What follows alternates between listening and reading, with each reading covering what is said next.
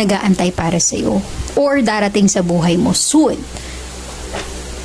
Give me the Wheel of Fortune for air sign, Gemini, Libra, and Aquarius. Give me the Wheel of Fortune for air sign, Gemini, Libra, and Aquarius. Ang iba sa inyo, posible na single parent or solo parent with a Queen of Pentacles. Ikaw ang breadwinner sa pamilya, maaari, okay? You have the Seven of Cups, a water sign. And the Nine of Pentacles, an earth sign. Okay.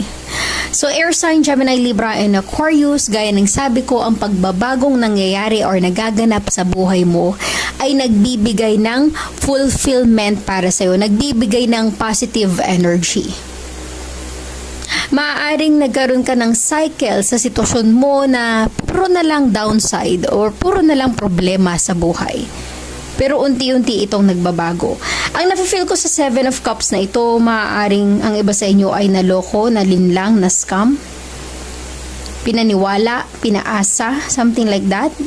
Seven of Cups, minsan, it is all about your feelings and emotion. Ibig sabihin nito, ikaw ay nasaktan. There's so much sadness sa iyong nakaraan.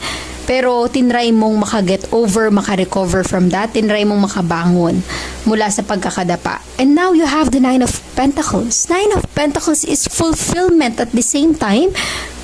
Nagagawa mo yung mga bagay na makakatulong sa iyo at sa pamilya mo. Kasi Pentacles is all about money. Okay?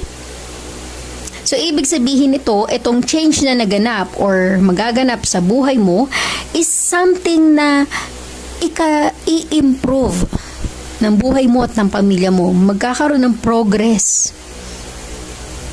Okay? Posible rin yung Seven of Cups na ito ay katuparan ng mga pangarap mo. Unti-unti mong natutupad yung mga pinapangarap mo sa buhay, air sign, Gemini, Libra, and Aquarius. I'm really getting a good vibe for your energy. Okay, let us see the Queen of Cups for air sign, Gemini, Libra, and Aquarius.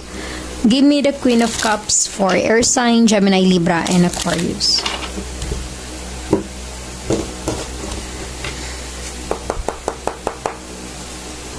Eight of Wands, a fire sign.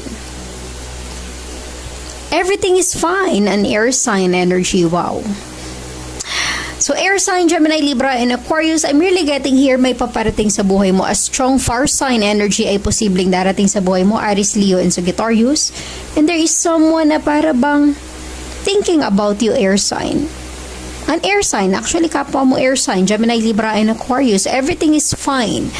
Para bang you are connected with a two